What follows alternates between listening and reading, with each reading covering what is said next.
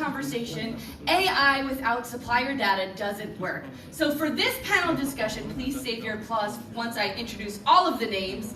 Please welcome Stephany Lapierre from TealBook, Stefanie Fink from Kraft Heinz, Tyler Vigen from BCG, and our moderator Bertrand Maltaverne from the Hackett Group.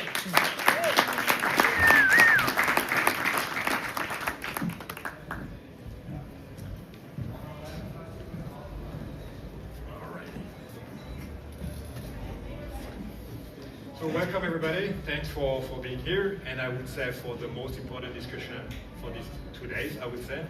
So expectation set. And why is that? It's because we're gonna talk, you're gonna hear a lot, you're gonna talk and see a lot of stuff around AI. But there is one thing that's the elephant in the room, not behind you, but somewhere. It's all about data. And I would say that at the Hackett Group, we have a bunch of stats that show that data is the #1 preoccupation for practitioners, and it's not like this year, it's been like forever. And at the end of the day, this is a concern that is top of mind for years and that has not really been addressed.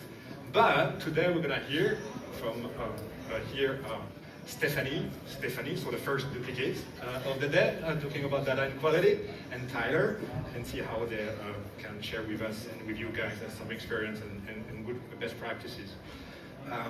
So Stefanie from Kraft will tell us a bit about the Kraft journey around data management, data quality, and how they partner with TealBook for some exciting stuff that Stefanie is going to tell us a bit more about it, and Tyler from BCG will be able to also bring some insights looking at a broader perspective.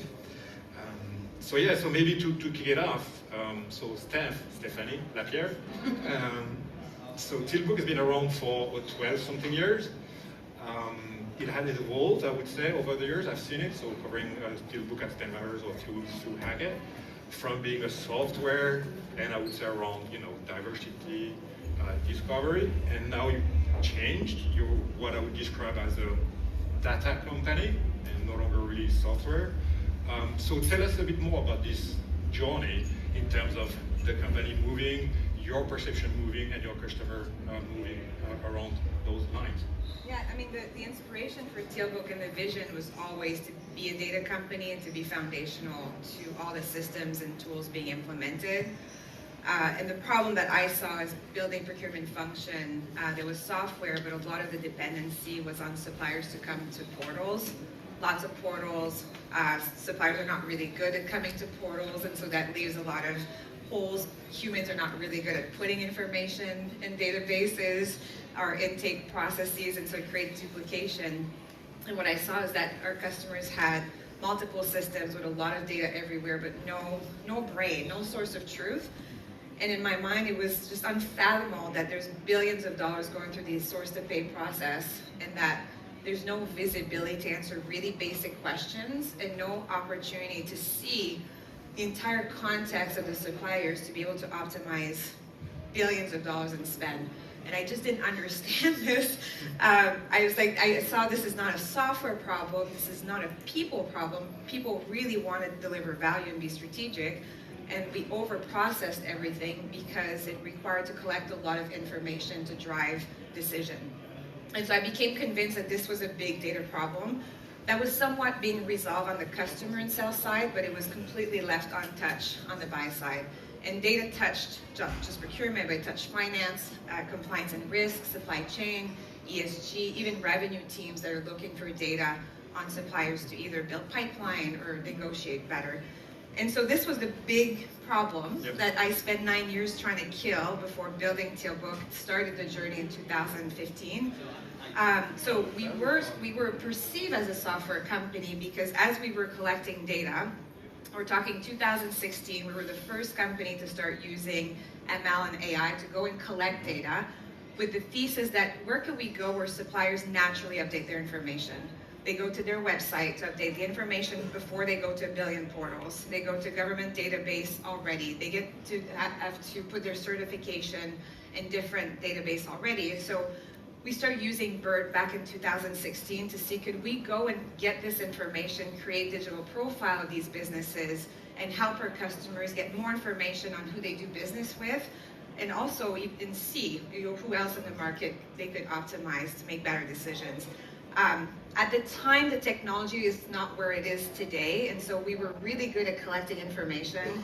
We created goods and services tags, but what we couldn't figure out is the quality of the data. It was difficult to get provenance. It was difficult to build pipelines to ingest data at the scale that we can today. And so we were limited to use cases, and we needed to commercialize because we need to generate revenue. And so we looked at discovery as being a first use case, and a lot of the data companies right now are doing this. They're collecting a lot of information, and so, but would you use that data to report to your regulators? Probably not. And so what we were looking at this sort of ways for us to go to market. So supplier discovery was a first use case. And then our customers challenged us to go and get certificates, so we start collecting certificate, matching it. And so supplier diversity came out of our ability with the technology to collect certificate, refresh them, classify them.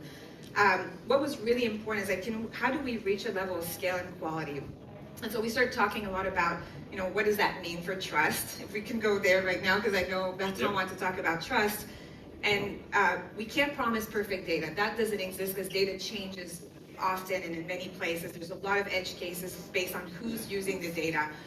But when we talked to our customers, what really mattered was trust. And how do we define trust? Is they needed to know where the data is coming from, have full, transparency, provenance. It needed to be verifiable. It needed to be auditable.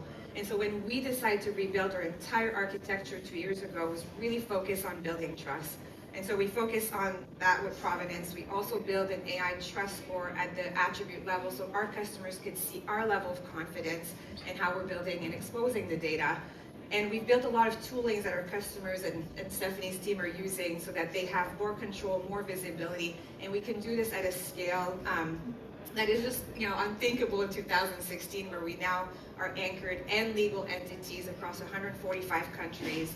We have 230 million plus legal entities. And that is like how our customers and sophisticated data team are seeing what constitutes a supplier, and we need to make sure that that definition was verifiable. We married this with parent and child hierarchy, and now we're also populating all the legacy data that TealBook was known for and so forth, all through one API. So we're really solving all those patchwork problems into one platform. Because I talk about the elephant in the room, the data.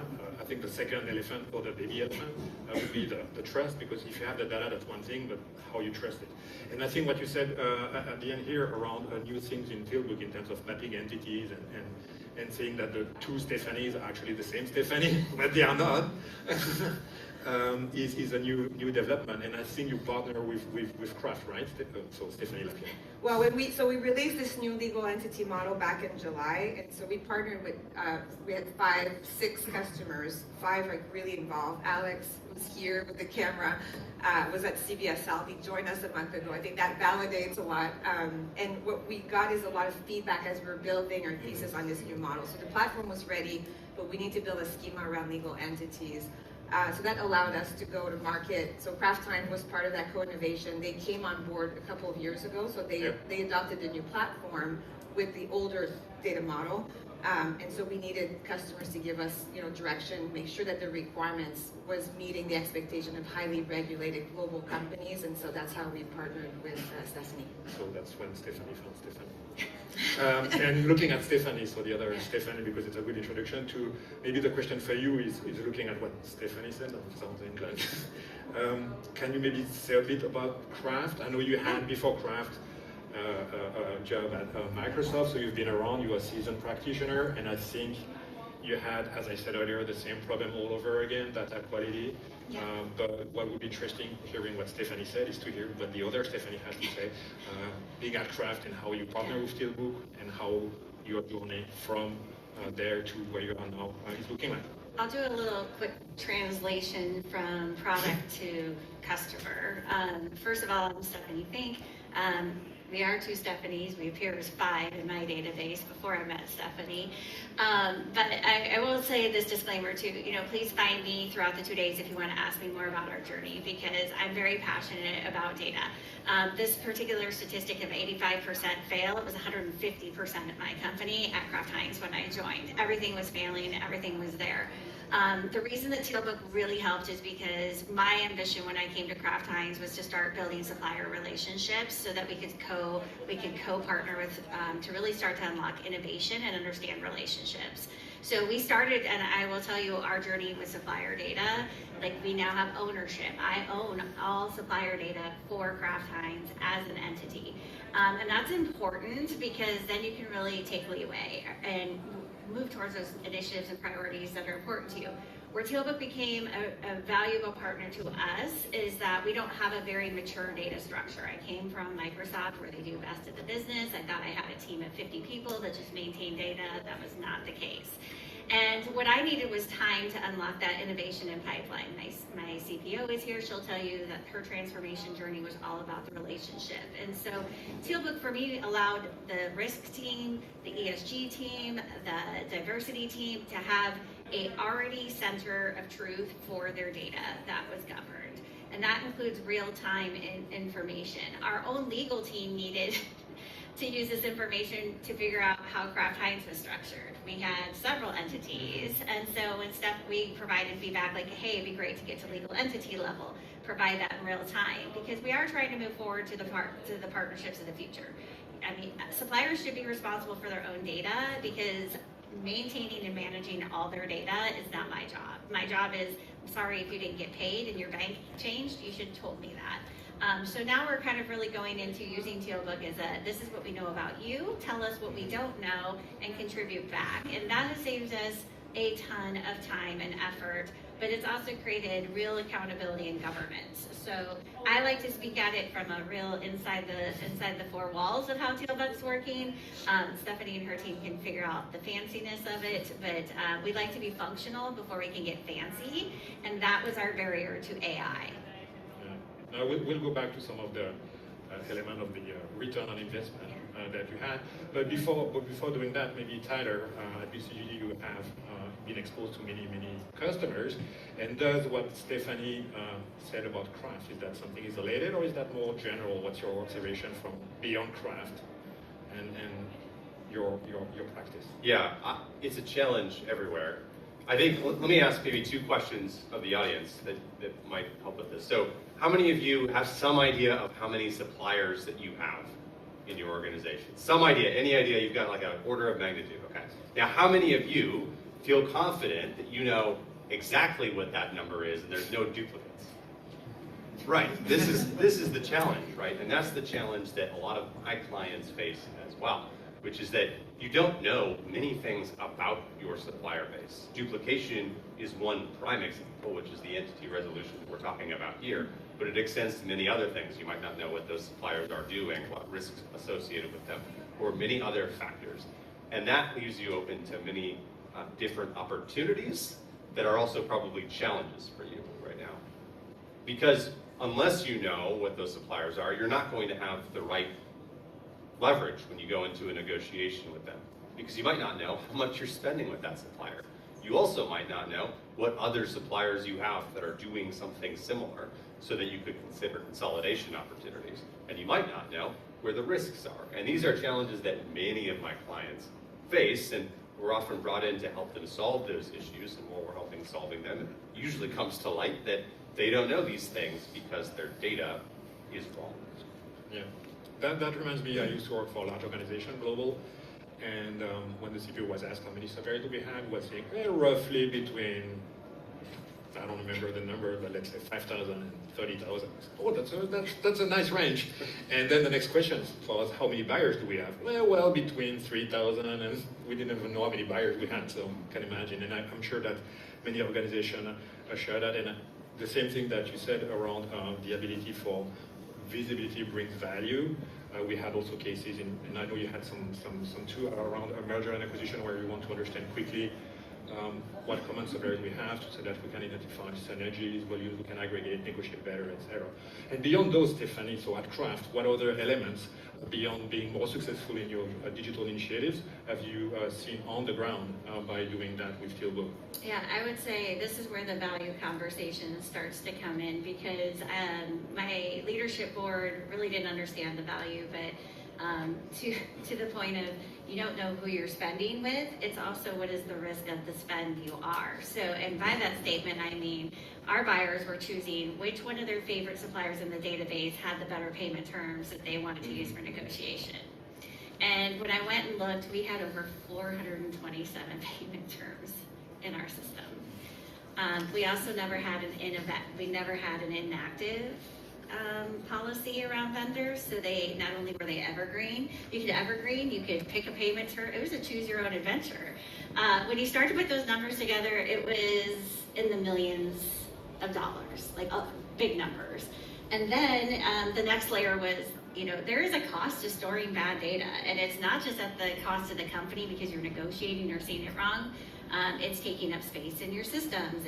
It's creating silos because everyone's trying to do their own thing with it. The people and risk reputation we had, just that alone, they were like, please fix it. But it really does open that door of looking at value differently. And I can tell you how many suppliers I have. I can tell you how many are sitting in an active status. I can tell you what their payment terms are. And that's a lot to be said. But I will say the one thing, since we've evolved the relationship with TealBook too, is that we have partners starting to talk to us very differently than we did 3 years ago.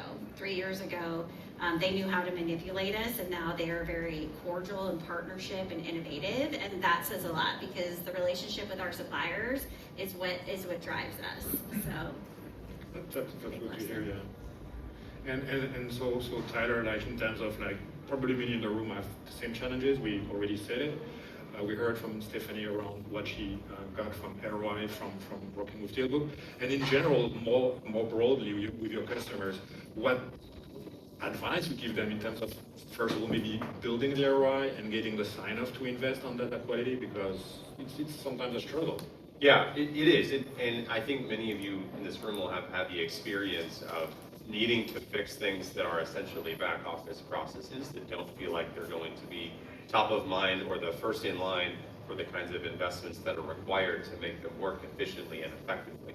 And so you can see some of the examples on this slide that Stephanie's put together around some of the arguments around why it is valuable to do this that are premised on the fact that you are spending money on this whether you like it or not. But ultimately with many of my clients, what is required is making the argument from investing in the savings and the value that we will achieve.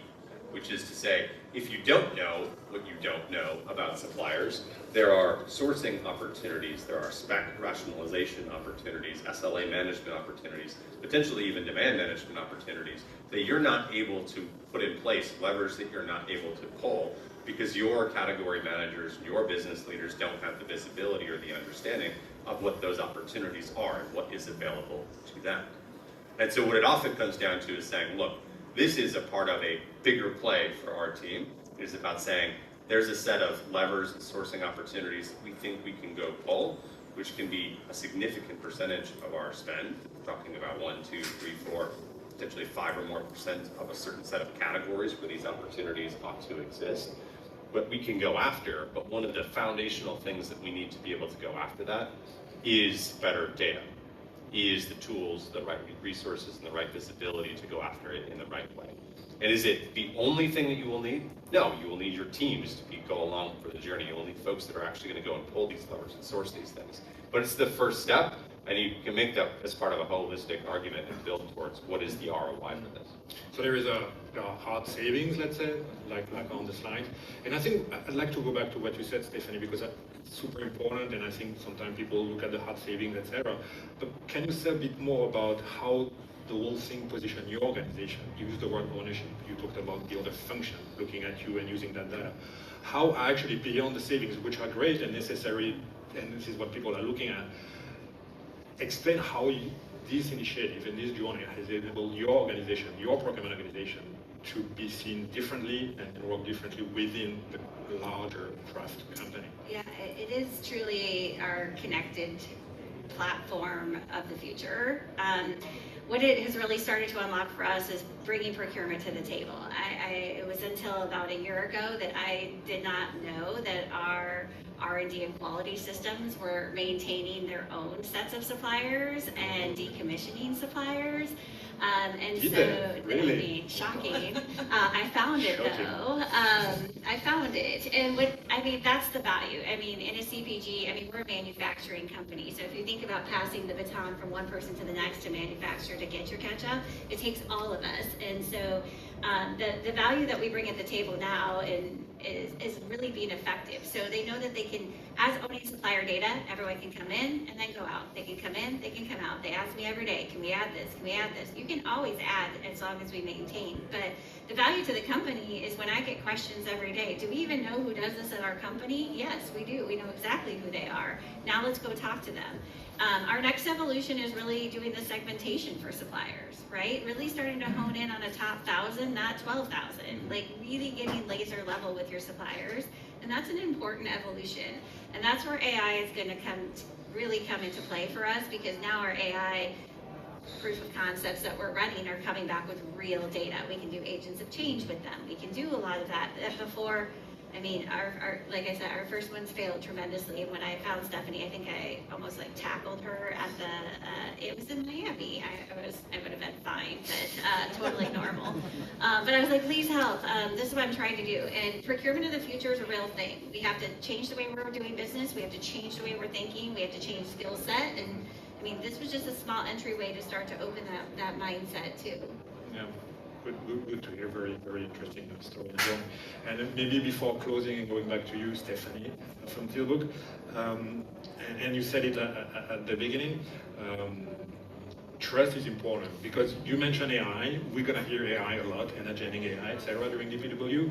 A lot of people are turning to Gen AI, ChatGPT. That's changed quite a bit things and how technology is perceived and how it could theoretically solve all problems of the world, actually. But we'll just talk about data quality today. That's for another stage, the rest. And as you said, Stephanie, at Kraft, I think the whole thing came from understanding, having the visibility. Someone famous said one day, you cannot manage what you can't measure. So seeing is pretty important, and I believe the guy was wearing 2 pairs of glasses.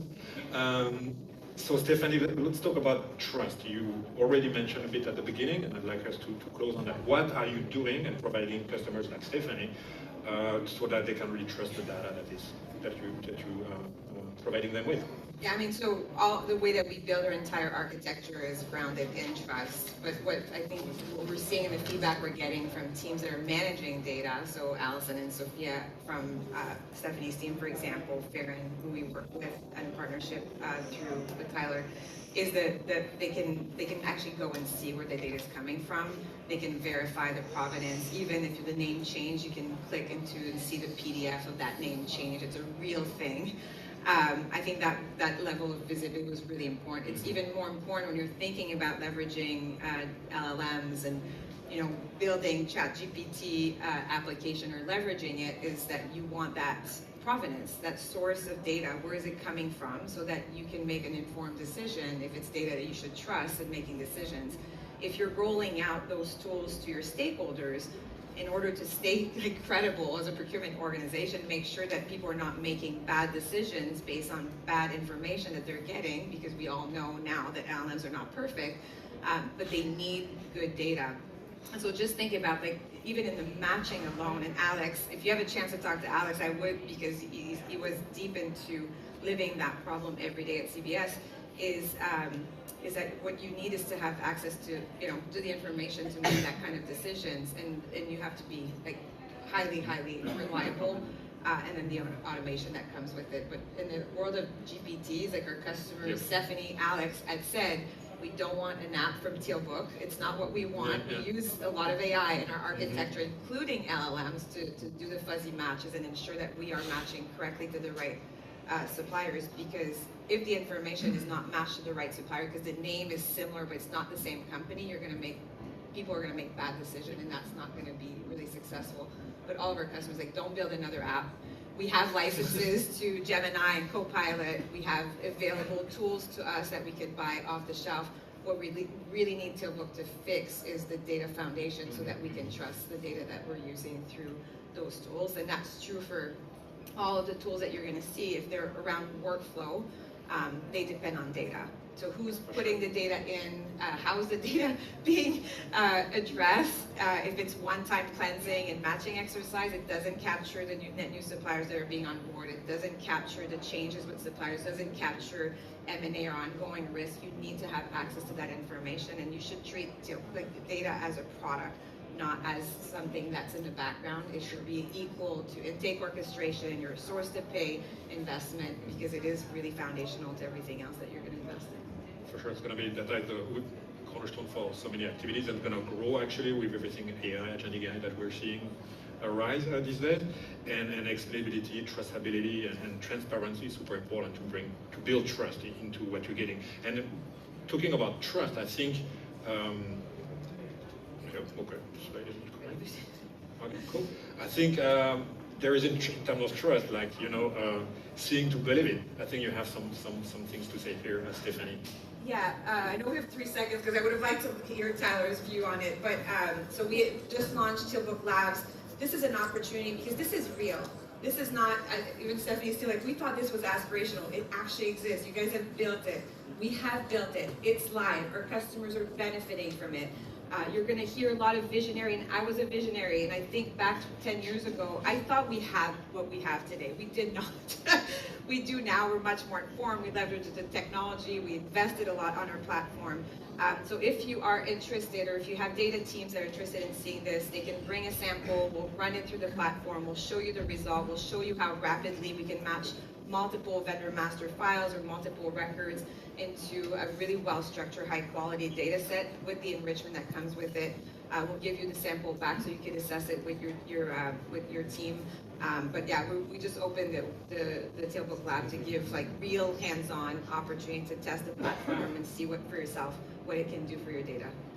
Of course, and obviously all of you will be staying for the 2 days. So if you in the room, in the audience, want to know more, you can go to Stefanie, or Stefanie. Sorry, Tyler.